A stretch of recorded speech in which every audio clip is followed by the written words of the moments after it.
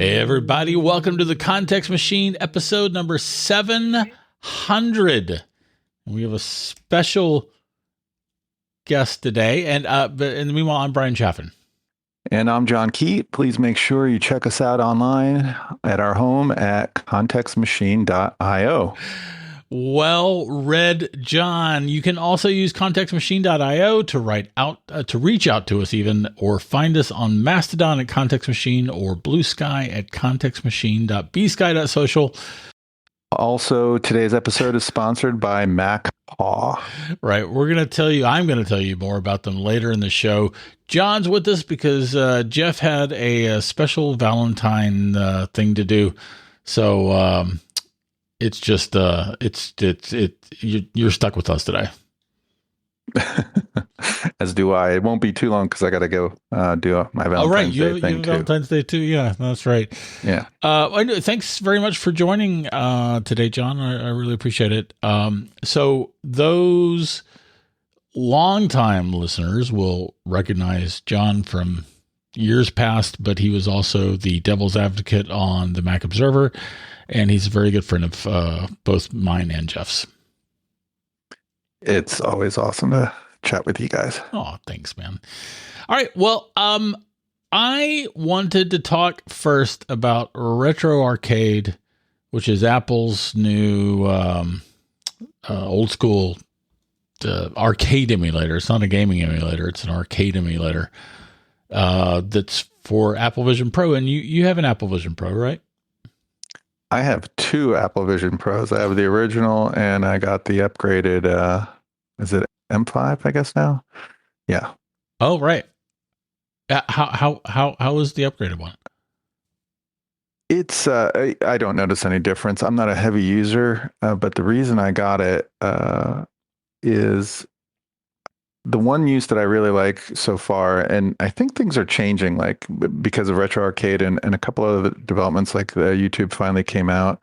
It feels like maybe there's kind of a corner being turned on this. Like it's enough of a position in the verticals that it uses where it's really good for like whatever industry and stuff, that maybe it's starting to build out a little bit. So it'll be interesting to see if it's turning a corner.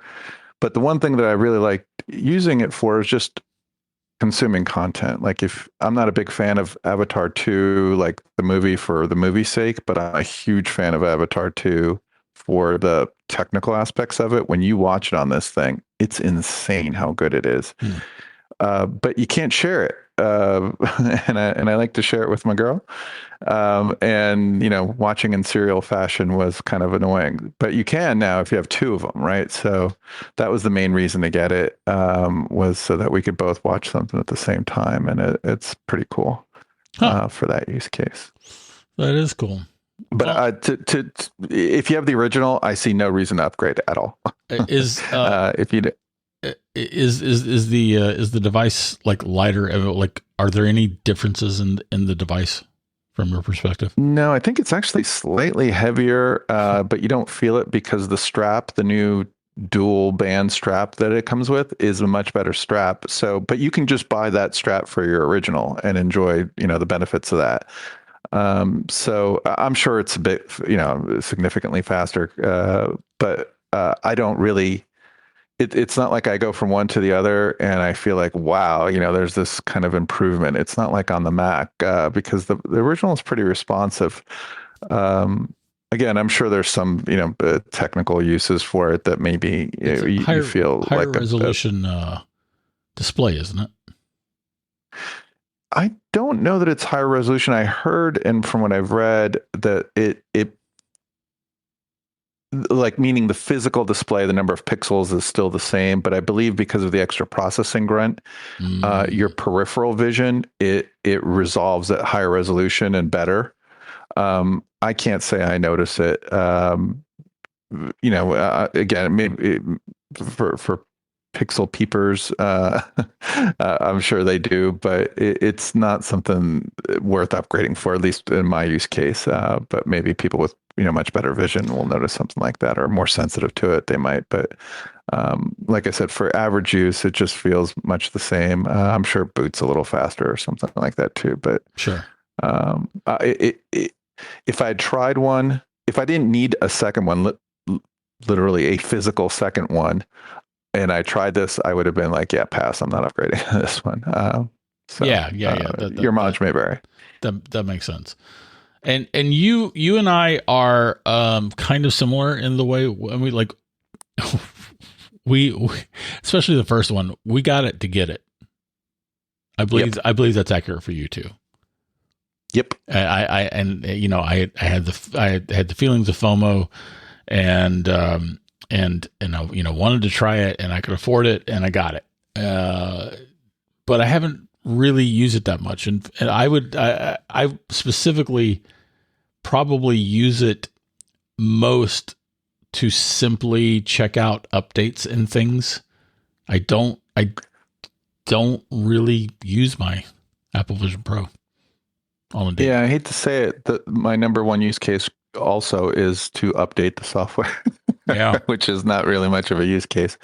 I keep hoping, like I see little apps that come out with touches of brilliance. There's forget the name of it now, but there's this art app that's come out, and you could use the Logitech, the 3D pencil, and just draw in the air. And that's kind of cool, but there's a newer app in a similar vein, but the difference is it uses physics. So if you draw a ring, it will make a golden, ring, and then you could make another ring inside it, and it will drop in like a physical ring link and interact with the other one. So you can build kind of mechanical things with it. So, you wonder, why did it take so many years for something so apparently so simple in concept to come out? And you could imagine building really complicated things with that. I could imagine using something like that to design at least a rough sketch for something to 3D print, right? I don't think anything like that exists currently. Maybe in some vertical it does that I'm unaware of, but there's so much potential in this device. And one of the reasons I got it was, much like you said, is just to get it, but it was also, to me, it's pretty clear this is a precursor to Apple glasses and augmented reality that will eventually bring. So I wanted to see what the UI was like. I wanted to see, it's a preview of the future. It's, it's a giant beta test, I guess, looking for a use case. And in some sense, it's not unfair that Apple did that, because the Apple Watch was kind of like that. I think everyone that's old school remembers the early days. The Apple Watch was kind of looking for its place in the world, and then it found it kind of through health and monitoring and stuff like that. The iPad did the same thing. The iPad was released very much with a, let's figure out what people want to use this for. Yeah. So, I don't use it much. And even though I got it to share, movie time, we've just had a whole bunch of kind of personal things that, I have a top 10 list, and this is number 11. So you never get to it, kind of thing. We just don't do that much. We've tested it, and it's fun. We had a good time testing it, but it just is not a default. And this is my biggest thing. And this is why I think Apple glasses will be very different from this, other than the many, technical and obvious physical differences with it. But the big one is, it's the time to it's the context switch time. When you want your iPad, you pick it up, it sees your face, and within like less than 2 seconds, you're in, right? You're doing, and probably doing something where you left off. Here, taking this thing out, plugging in the stupid battery, getting it on your head. If you've got a long password, which I stupidly do, tapping in that stupid password. Like, it just takes so long to get back into it. You don't want to do it. At least I don't. And it's repulsive because of that. It's not like, if I could just take it and get it on within a second or so, I probably would use it a lot. But the friction to get into the thing is annoying. So it's not iPad-like. It's not iPhone-like. It's just, and it seems petty. It's like, oh, wow, it takes you all of, 20 seconds to do it. I'm like, yeah, but in the meantime, I have an iPad that I can reach for, and I'll just use that.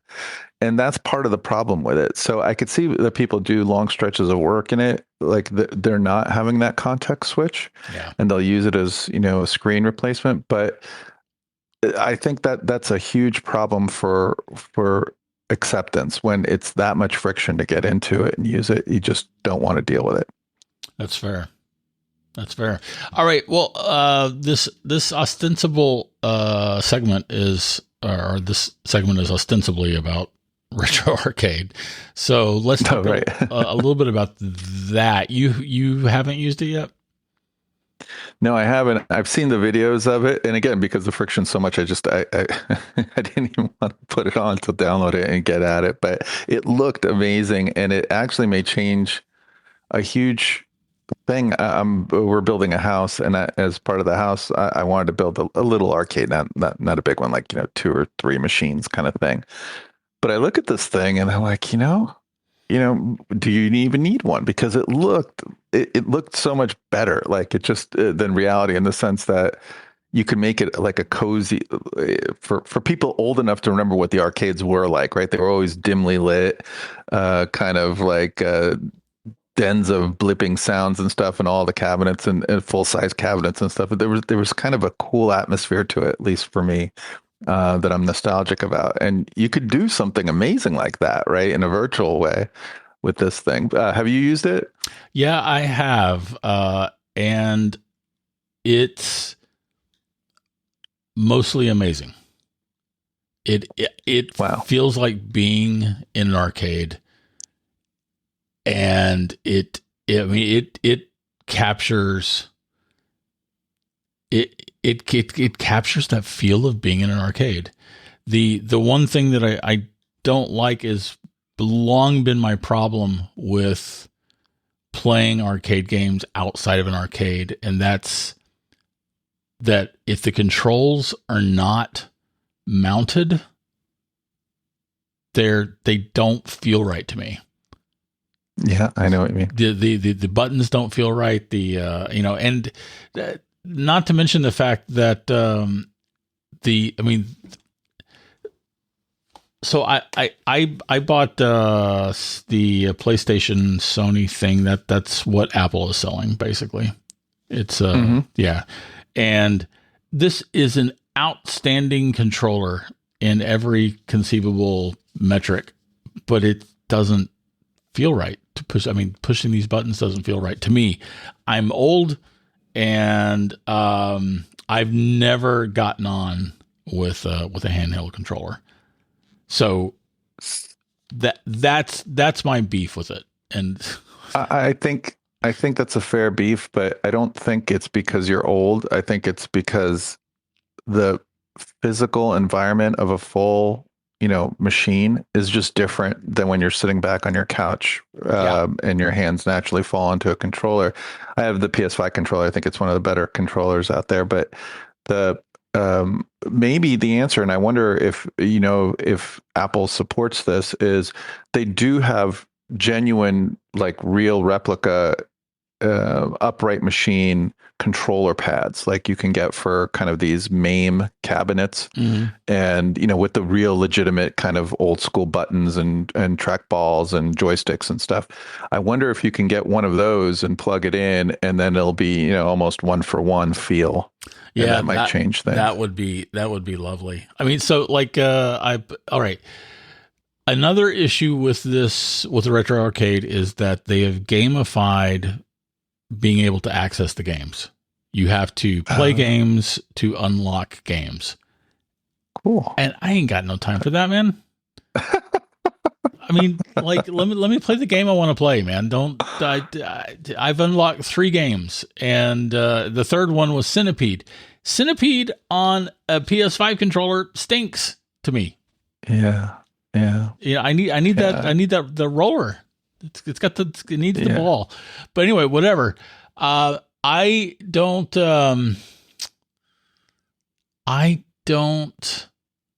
like that part of it. I get why they did it, and gamification has clearly been proven to be a winning formula for most things. But just let me play the game I want to play. Let me ask you, is it an augmented reality environment, or is it a virtual, or maybe you can toggle both? Meaning, is it like you shouldn't be moving around while you do this beyond standing at the machine because it's virtual, or is it augmented, kind of like you put it in your own environment? Well, so the floor is an arcade floor. It's got that arcade carpet kind of Nice. kind of floor. So I needed to not move around simply because I was I actually play standing, or heretofore I've played standing, and it felt so real that I went to walk on this floor, and then I almost tripped and fell because, Oh my. I was standing next to my desk, and I've got crap by my desk. So it feels like being in an arcade. Yeah, that's all. Yeah, I kind of, despite the danger, I kind of like that. And I'll tell you one other thing that, like, again, I think this is all doable. And I wonder if at some point we don't get there. But, Meta's always been selling the metaverse and stuff like that. But you could imagine, like, if your buddy also has this and they're cross country and you could be in the same arcade. How cool would that be, right? And they're in the machine next to you playing whatever. Right. And then it could even expand and be more social, where it's like an arcade you visit, right? Yeah. And there are people playing. That would be pretty cool experience too. That like would just make it so people putting their quarters enriched. on the machine. I'm next. Right. I don't know, that reference has become ancient, man. I don't know how many people recognize it. It's a funny thing. Yeah. Well, if you're of an age, you'll remember the concept to put. What the funny thing about that is, like, there would be 5 quarters, 6 quarters stacked up on a machine, and Yeah. and no one would try to steal a quarter or to say, hey, that's mine. Anyway, it's that. Yeah, that was a weird. Startup communities are always kind of like that. They become little communities, right? Where everyone kind of it's the embryonic phase, and then it goes big, and kind of the magic dissipates for some reason. But I mean, the world, I bemoan the same thing about like Apple and the Mac world, right? It's like gone so mainstream that a lot of that kind of magic feel has moved on to the retro scene, which kind of ties into this whole retro arcade thing. So yeah, I think just something about mainstreaming to sucks the magic out of places like that, because it's all enthusiasts in the beginning. I think it's the think true. Different people, and once the think different people move on, it's a little less magic. That's true. So to answer your question, I feel like Retro Arcade is a beautiful combination between augmented reality and virtual reality, because everything feels and looks like, everything looks like the old school machines, including like for Space Invaders, which is the first game that's unlocked for you. It's got that screen. I wish you played it, just so you know what I'm talking about. There are two layers between the display that the game is being played on and the sort of machine graphics. Mm-hmm. And so I mean the graphics that are actually that make up the physical box, that feels like virtual reality, but it's very much an augmented reality kind of thing. It's a weird kind of cross between the two in what I think is a great way. All right, you've inspired me to go actually pick up and charge my headset and try this. Yeah, and I mean, I'm assuming that you can do this at an Apple store. So, like, if those who are listening haven't just gotten an Apple Vision Pro, go try it out, man. It's really interesting and it's really fun.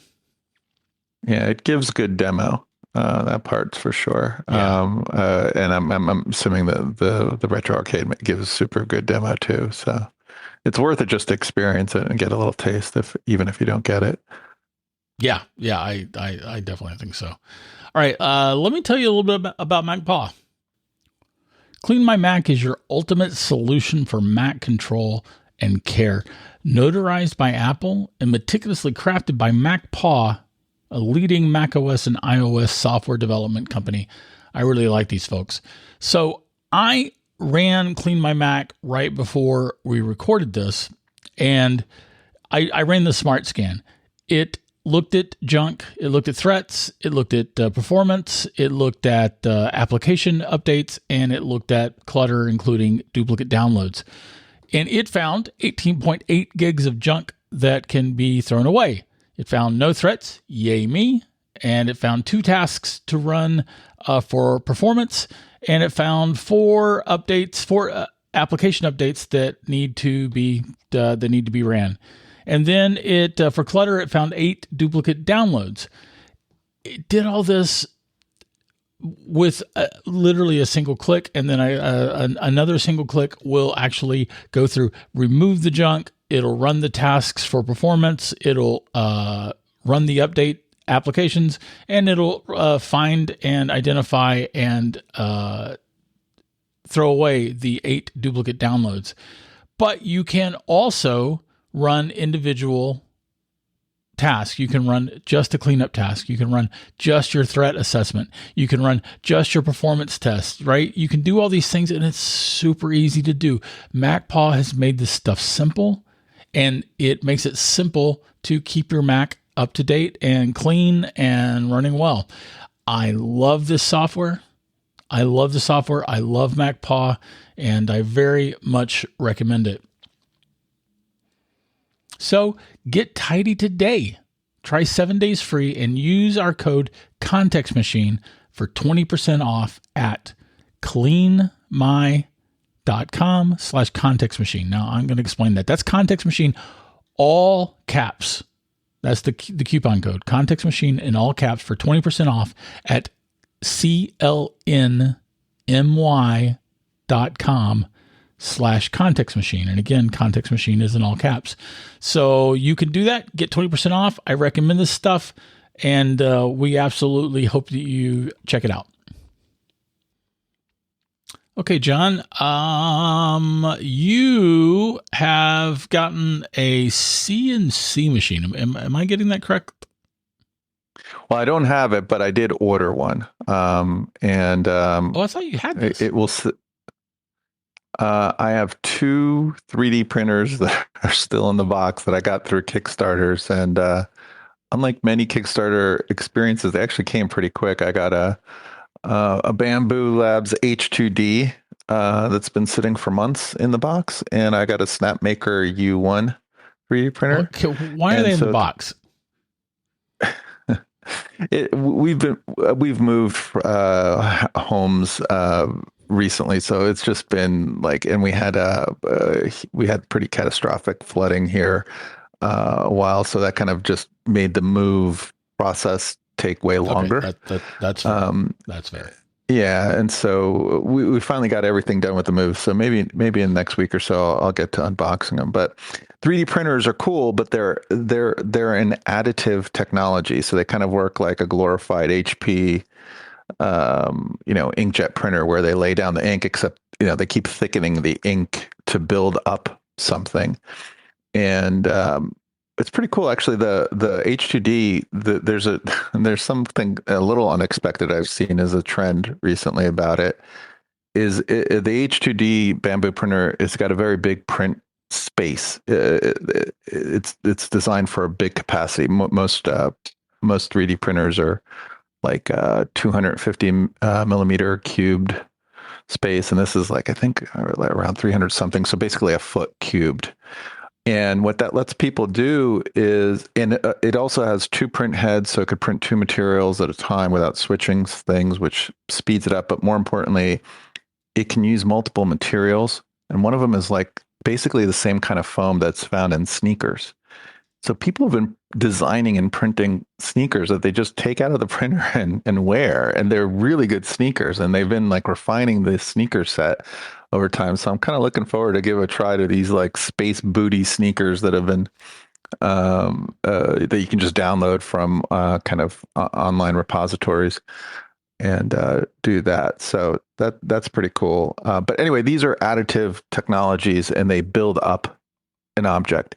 CNC machines, I think it just stands like for computer something control devices, computer network controller. I don't know. It's something computer control, and they're subtractive technology. So Computer numerical it's kind of control. like, there you go, computer numerical control, and they're almost like the Leonardo version of technology in that they're subtractive.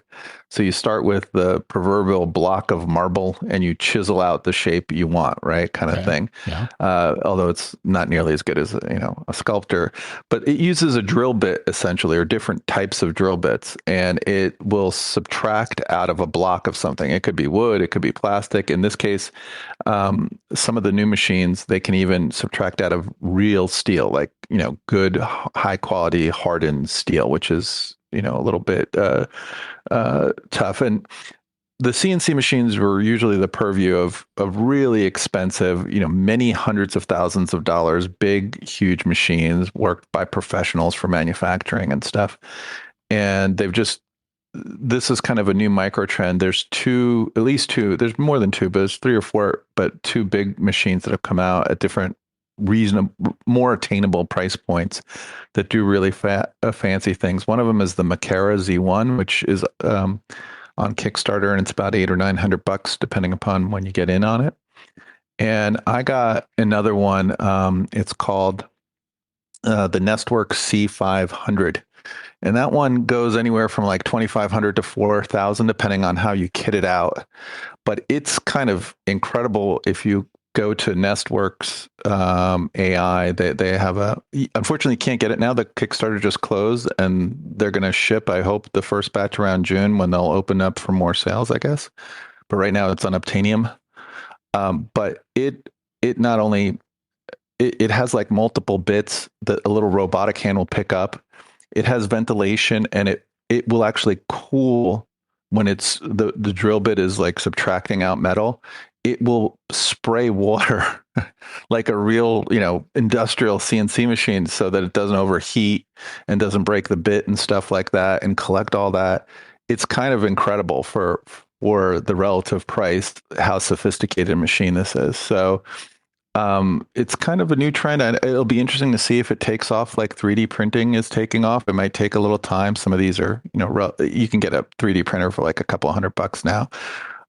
So these are a bit more high end, but it always starts at the high end and kind of hopefully works its way down. And the Makera is, it's still not cheap, but $800 is more attainable, and you could do some amazing, sophisticated things with this that you just can't do with a 3D printer. Like no matter, even there are 3D printers that print carbon fiber and metals, but the difference is when you're adding, there's always some kind of bonding agent, right? And so if you stress the part, it's going to break pretty easy. It's not going to be like it was made from a single ingot of steel or aluminum or whatever, or titanium. So you just can't do real parts that need to undergo stress where you can with a CNC machine. So yeah, it's I'm looking forward to it. It's going to arrive, I think, hopefully in June if they're on schedule. And it's an interesting company. I forget the original company. They made the kind of a subsidiary called Nestworks, but the real company that does this is like a giant manufacturer that has real huge CNC machines, and their engineers don't want to use those big machines because they're expensive and they're kind of tedious to use. So they designed this for themselves, in essence, for the engineers there. They said, we need something small to prototype things that's easy to use. And so they designed this for themselves, and it ended up being so good that they're like, you know what, we should actually make a little subsidiary to sell this. And that's how, at least if you believe their propaganda on the videos, that's how it came about. But it looks, if it's even 70% of what they show, it's kind of a game changing technology to bring. Again, this brings tech down like from the super PhD engineering, real engineer, class of people, so that mere mortals can't touch, down to where at least kind of some tech savvy people can really make use of stuff that would have just been impossible for them to do. So I'm excited to see. I will undoubtedly not be a pioneer in this space, but I think there will be a lot of really cool pioneering uses that people make of this. And just quick parts, like in the auto world, you could basically scan a part for an old car that's out of production and build yourself a new part that will actually be stress capable, right? Like that, Sure. You can't do that with a 3D printer. You can do that with this, so it'll be very interesting to see how this changes things and just brings them down to more people to be able to make use of. So I'm very excited. I was surprised to see, like, I know 3D, I've been into 3D printing for a while, and it's kind of been a slow boil, and it's getting more, especially in the retro communities. You see a lot of people making custom parts for, old computers to kind of rehabilitate them, refurbish them. But the CNC thing is kind of new. So it's kind of I think a little bit of a beginning of a new trend, and we'll see how big maybe it fizzes out, maybe it builds up, but I was surprised to see this level of sophistication in a little box. It's kind of magical, frankly. Cool. Well, let me know at least. I will. I'm sure I'll make some doodads. Dude, you know how many cool dice you could make like out of solid steel and like aluminum and stuff, like perfectly. And you could like inscribe crazy things and do balances and stuff. Like you can make cheat dice with this easy, right? And all kinds of cool things, I'm sure. So it's neat. And I have some practical blocks of metal already. It comes like there's a maximum kit you can get, and it comes with a whole bunch of materials, sample materials for you to try out and see what you like, right? So I figured I'd start with that and then see what materials I like to use. But I actually have some practical uses around. It's funny that there's in the 3D printer world there are all these online communities and model, and people share cool models they make in repositories. And sure, you might like this because you're not quite as, I don't know which one of us is more OCD about what, but there are these huge kind of the Container Store, right? They have all kinds of gadgets for organizing and shelves and stuff for organizing things. Well, there's a community like that, and it like for organizing your silverware utensils and making grids for your inside your desk drawers and stuff, so everything's hyper organized and like snaps together. Or in your organizing your tool chest, if you have one in the garage or something, like a wall of stuff like that. And you don't have to be able to do anything. You just like say, oh, that looks cool, and you can download the file and print it, or you can resize it, like because your desk shelf might not be 12 inches wide, it might only be 11. So you could just resize it, and the whole thing will print out still perfect, like perfectly custom for your desk and stuff. So there's all kinds of neat things like that that have kind of sprouted up as that community grows. And I think that one's, there seems to be, it's growing at a good rate, but not too fast. So it's just a very healthy linear build in that area. So I think it'll be interesting to see what happens with the CNC machines. But yeah, like I've seen people like use the CNC for the propellers on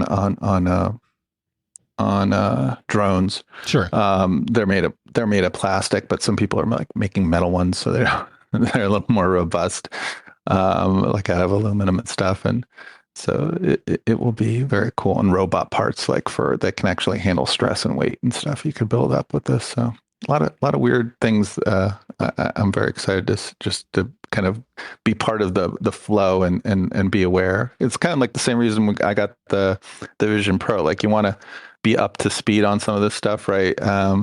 But yeah, for us around the house, it'll be mundane things like that I use them for, like different silverware organizers or a shelf for the shower that's kind of custom just for our kind of use to hold a toothbrush in the shower kind of thing. So I look forward there are pragmatic uses for it. I look forward to Keith's line of silverware. Silverware organizer, sure. All right. Well, on that note, thank you very much for being with us, John. I really appreciate it. I know Jeff does too. Thanks so much, man. It's always so fun to catch up with you. Yeah, thanks. And that is this week's Context Machine. If you have anything to comment on, add, or question, you can write us at contextmachinepodcast@gmail.com. Our bandwidth is provided by CashFly. The bass is by Dr. Boom, recorded just for this show. And we want to thank Mac Paw for sponsoring us. And again, I'm going to thank John Kheit for subbing in. And thanks, everybody.